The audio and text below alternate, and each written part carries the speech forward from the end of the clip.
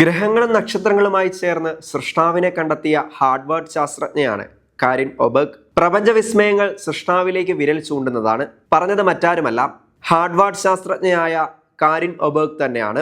അതും ടെക്സാസിൽ word on fire എന്ന കത്തോലിക്ക മാധ്യമ മിനിസ്ട്രി സംഘടിപ്പിച്ച വണ്ടർ കോൺഫറൻസിൽ സംസാരിക്കവെയാണ് അവർ ഇത് പറഞ്ഞിരിക്കുന്നത്.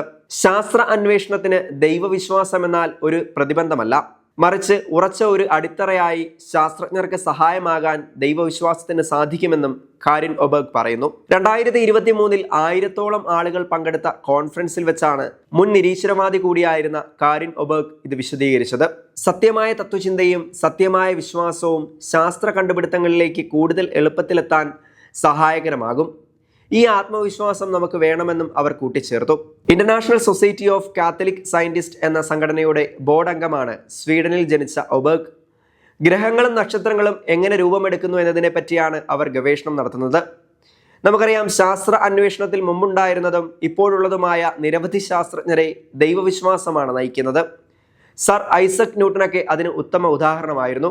അതുപോലെ ബിഗ് ബാങ് തിയറി ആദ്യമായി മുന്നോട്ട് വെച്ച കത്തോലിക്ക വൈദികനായ ഫാദർ ജോർജസ് ലിമിറ്ററിനെ ഒരു ഉദാഹരണമായി കാരിൻ ഒബേഗ് തന്നെ ചൂണ്ടിക്കാട്ടുന്നുണ്ട്. തൻ്റെ കൂടെ ജോലി ചെയ്യുന്ന ശാസ്ത്രജ്ഞരുടെ ഇടയിൽ ശാസ്ത്രരീതിയോട് വലിയ ബഹുമാനമുണ്ടെങ്കിലും ശാസ്ത്രരീതിക്ക് പരിമിതികളുണ്ടെന്ന് ഒബേഗ് പറയുന്നു. ശാസ്ത്രീയമല്ലാത്ത പല ചോദ്യങ്ങളും നമുക്ക് പ്രപഞ്ചത്തെപ്പറ്റി ചോദിക്കാൻ സാധിക്കും. എന്താണ് ഒരു മനോഹരമായ കലാസൃഷ്ടിയിൽ നിന്ന് പഠിക്കാൻ സാധിക്കുന്നത്? എങ്ങനെയാണ് ഒരു കലാസൃഷ്ടി മനോഹരമാകുന്നത്? തുടങ്ങിയ ചോദ്യങ്ങൾ. ഇതിനൊപ്പം ഒബേഗ് എടുത്തു പറഞ്ഞൊരു കാര്യം, സത്യത്തിലേക്ക് എത്തിച്ചേരുന്നതിന് വേണ്ടി നിരവധി മാർഗങ്ങൾ ഉണ്ടെന്നും ശാസ്ത്രം അതിലൊന്നു മാത്രമാണ് എന്നുള്ളതുമാണ്. മൂല്യങ്ങളെ പറ്റിയുള്ള ചോദ്യങ്ങൾക്ക് ഉത്തരം നൽകാൻ എളുപ്പത്തിൽ സാധിക്കുന്നത് മതത്തിനും തത്വചിന്തയ്ക്കുമാണ്.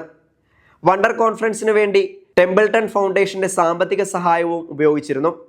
മതപണ്ഡിതരും ശാസ്ത്രജ്ഞരും കോൺഫറൻസിൽ സംസാരിച്ചിരുന്നു.